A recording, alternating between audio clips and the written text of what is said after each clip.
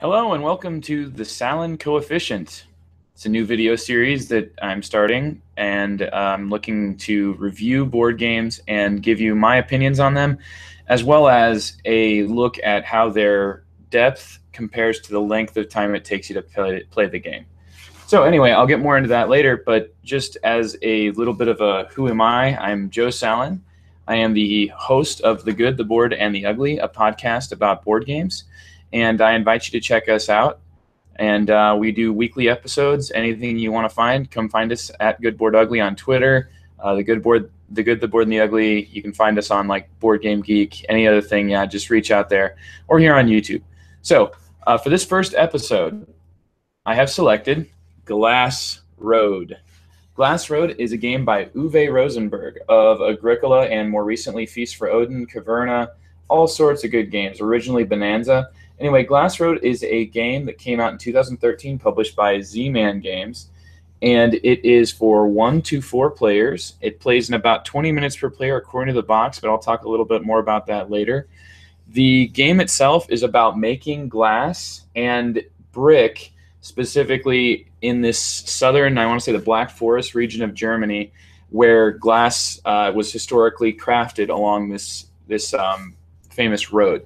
So in Glass Road, players will all take on the role of a glass workshop, and you are sort of the manager of that workshop as well as the manager of an estate.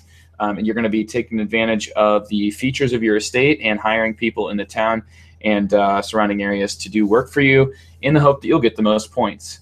So let's talk quickly here about what you're not going to find in this review. I am not going to give you an overview of how to play Glass Road. If you'd like to learn how to play Glass Road, I invite you to look at any of the other walkthroughs that have already been made for this game. That is not what I'm going to spend a lot of time doing. I find that personally, whenever I'm watching a review video, I tend to skip through it for the comments and commentary. That's what I'm most interested in. That's what I'm going to provide for you here, and I suppose you can give me some feedback as to what you are most looking for if you'd like me to give a better overview of the game or whatnot. I'm only going to talk about how the game plays in so much as it helps to give my specific opinion about the game. So let's go ahead and let's talk about Glass Road, assuming that you either know a bit about how to play it or are just looking to see whether or not it's interesting enough for you to even read the rule book on or play a game of. First of all, let's talk about the components you get with Glass Road. You can see that my box is a little bit damaged here. It actually literally fell off of a truck, my truck, when I was moving. Anyway, the components themselves have really great artwork, as you can see by the famous Dennis Lohausen, and it might be mispronouncing that, but he's done a lot of recent games, very much a master of this specific art style where you're depicting historical, or at least somewhat historical, scenes. So kind of a little bit day-to-day life, you know, business as usual, but a very, very excellent artist at that. And he does a lot of like little Easter eggs, and you'll find those all over the art here. So other components that you're going to get in the game are a few of these little wooden tokens that are going to go on each person's player board. These little wooden tokens I'm not that huge a fan of because they have little stickers. I suppose, you know, they didn't even have to do the stickers, but I would really prefer something like, I don't know, an actual shaped meeple. These are what you're going to be using to keep track of your quantities of all these different resources. Each person just gets one, and you have like a dial. Anyway, I know it's a little bit nitpicky. It's not that big of a deal, but I personally would prefer a shaped resource.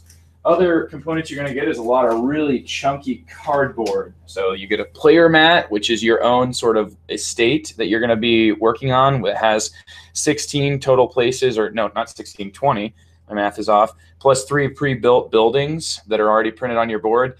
You're going to be populating it with stuff, and this cardboard is real nice. The artwork looks really good. I'm very happy with that. It also comes with some cards. More great. Dennis Lowe has an artwork. Cards are fine.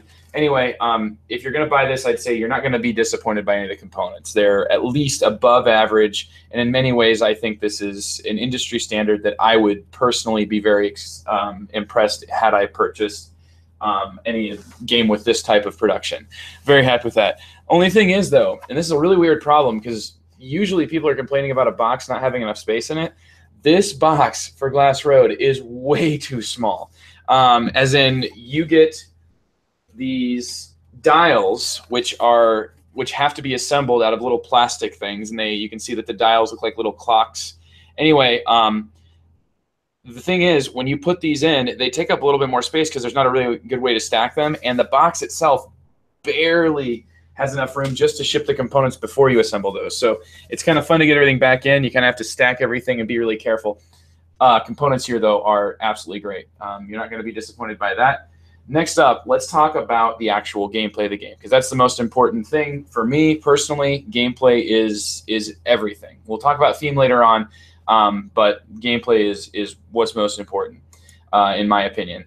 So anyway, the first element of the gameplay in Glass Road that really attracted me, or that really just kind of made me think this is different than anything I've seen before, is the card play. Everybody has an identical deck hand of 15 cards, and at the beginning of each round, you're going to secretly choose a third of them. You only choose 5 cards, and those are your actions for the round. But you're only going to get to play 3 of those on your own. The other 2 are in your hand, just hopefully so you can get to take extra actions from your opponents.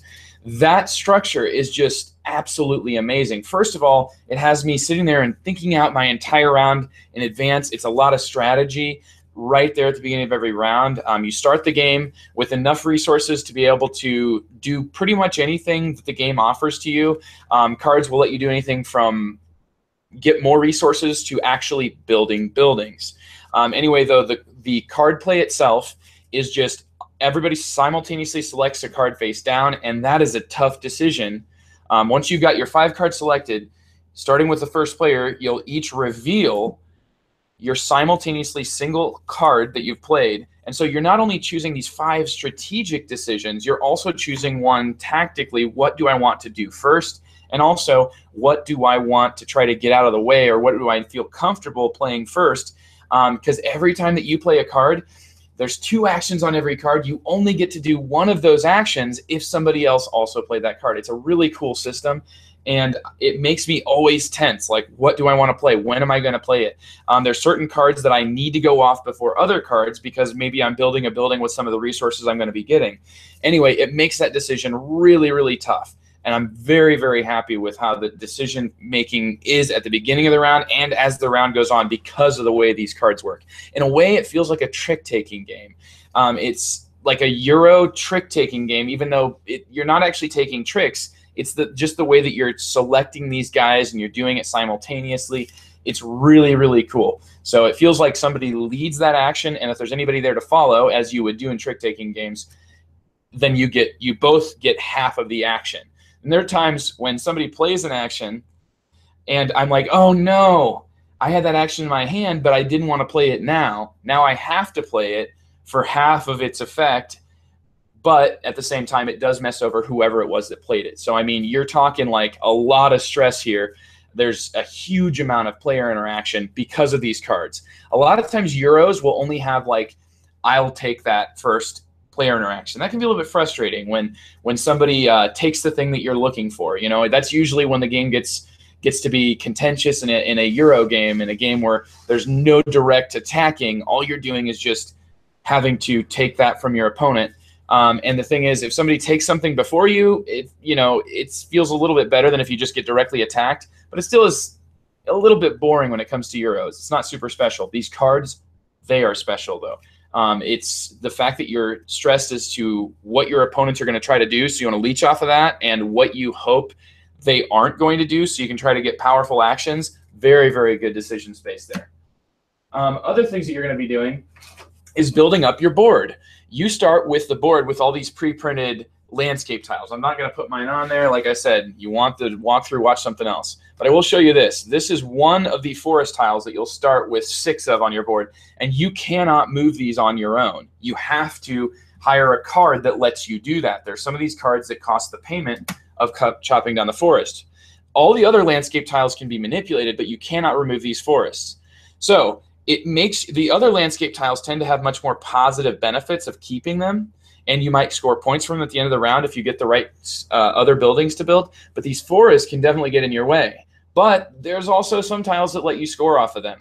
I think it adds an interesting spatial element because the location of some buildings will depend on what's open around it or what landscape tiles are around it. It makes there some really cool, interesting decisions throughout the game. It's not a huge part of the game, but the spatial aspect is enough to keep me interested in that side without ever feeling like it's taking forever or it's diverting attention from the core mechanisms here.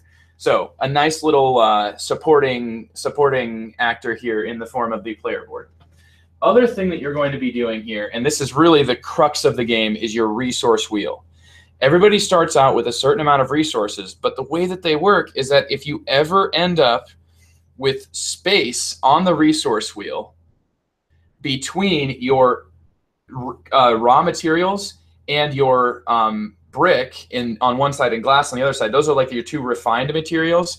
If you ever have space, you're going to have to move this, meaning that sometimes you're going to get a resource that forces you to produce brick. It's like automated in a certain sense. And that represents that these are your workers that you're hiring. They're doing their job of making glass or making brick for you. But sometimes you might have wanted those resources to build a different building. So you really have to manage what's on your resource map. It is, you can only hold a certain amount of everything, and you got to be careful of what resources you're getting so you don't accidentally take away other resources you needed. At the end of the game, you're going to be rewarded for glass and brick by your own player board that you start with, by just buildings that are pre-printed on your board. So that's kind of what the game starts from. But the game really starts to get interesting and crunchy when you add in building tiles. Building tiles are available on a board, and there are a certain amount of them available every round. You're going to be... this is where the I'll take that comes in. If people take something from you, you're going to have to deal with it.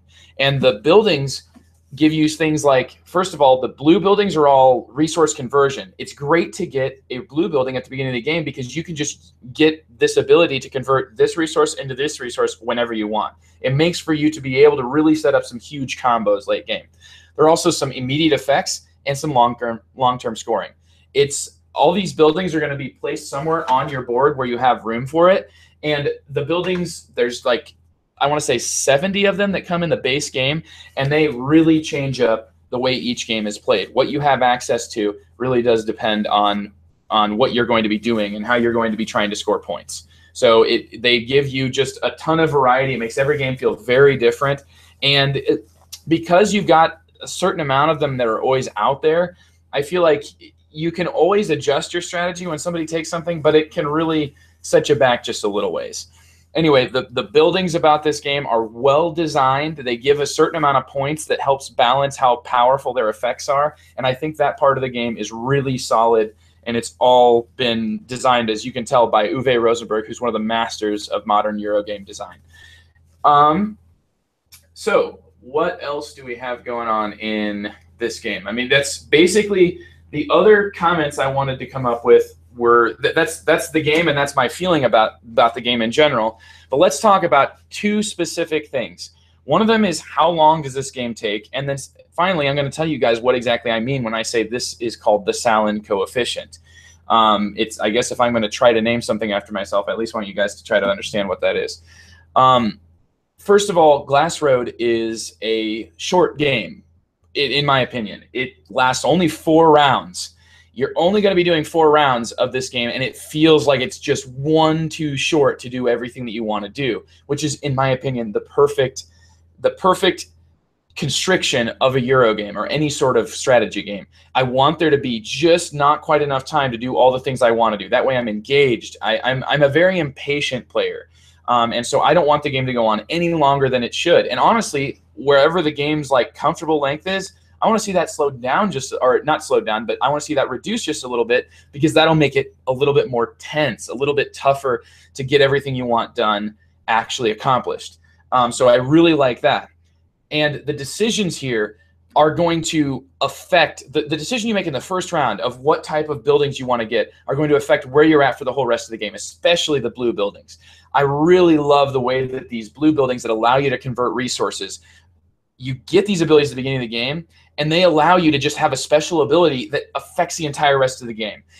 Other game companies, specifically, very heavy game companies with really good reputations. I'm thinking like Splotter here. Splotter Spellen makes really heavy, crunchy games. And one of the biggest features of their games is that you get, usually within the first 5 to 10 minutes of playing the game, some sort of a special ability that's going to impact the whole rest of your game. And it can be very off-putting to new players, but at the same time, it's what makes those repeat players and heavy gamers really love it. They love the fact that they're making impactful decisions from the get-go. And I would say that's the way that Glass Road is.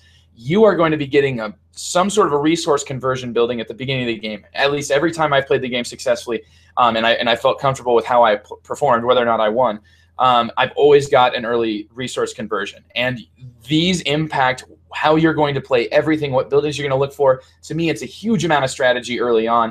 And just the choices, you're constantly being presented with choices where you have to evaluate not just what you want to do, but what your opponents are looking at. You got to get in their head. That's called Yomi. And it's all over the place, extremely deep in a very short period of time. And that is the Sallen coefficient. By that, I mean the amount of time it takes you to play the game versus the depth or weight of that game. I would say specifically depth, because when a lot of people talk about heavy games, meaning they have lots of weight to them, that doesn't necessarily mean that they have depth. Just because you're learning a bunch of rules about how to manage a specific historically accurate event doesn't mean that it's improving your decision space or widening your decision space or deepening your decision space. What it really boils down to is that here you've got the perfect, in my opinion, one of the perfect balances of choices versus time versus weight.